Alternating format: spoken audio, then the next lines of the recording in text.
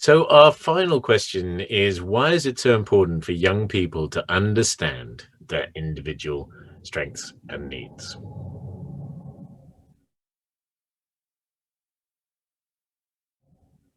Well, for all of us, understanding how our brains work can be really helpful.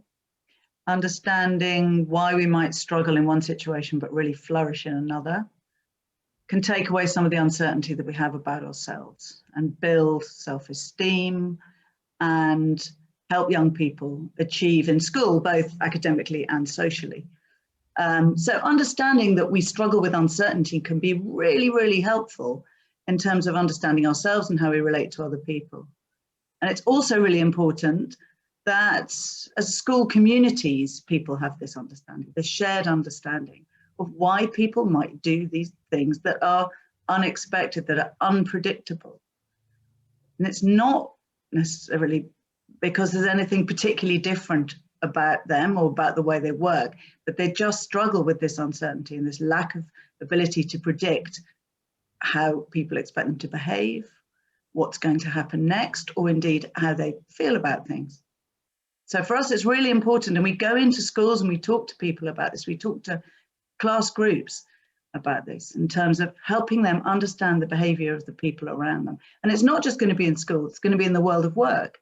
You know, we're going to end up working with people whose behavior we can't predict. And it makes us feel weird because we like to be able to predict how people are going to behave around us. So getting this information in young and getting this information in early can be super helpful in terms of living our lives. So that's why we think it's really important. And again, it comes down to certainty.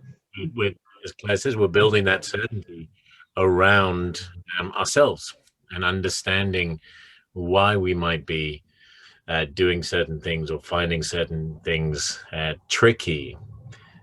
And it can help to highlight our unity in our diversity in terms of the way that we all see the world differently. We're all unified by the fact that there's this fundamental difficulty that we're all experiencing. And by better understanding this idea around uncertainty, again, we can help children and young people to realize that the difficulties they're experiencing aren't because there's any kind of shortcoming on their behalf, or that it's a kind of developmental failure, or they're a kind of malfunctioning version of somebody else. Is realizing actually you're functioning just great. You know, what you're doing is a kind of response to uncertainty that anybody in exactly that situation with those same kind of perceptions would do the same sort of thing.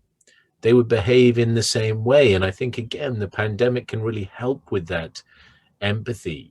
All of us are currently carrying around with us an undercurrent of uncertainty as we move through the world that you know, a year ago we didn't have. But a year ago, a lot of children, young people did have that.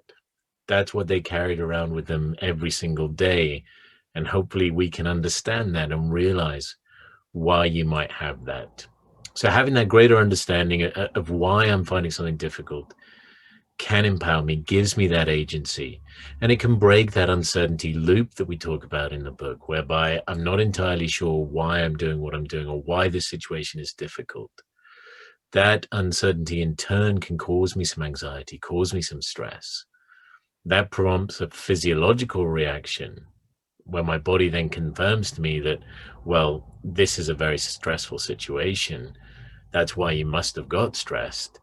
And then it becomes a kind of self-perpetuating cycle that only some increase in knowledge can help snap me out of.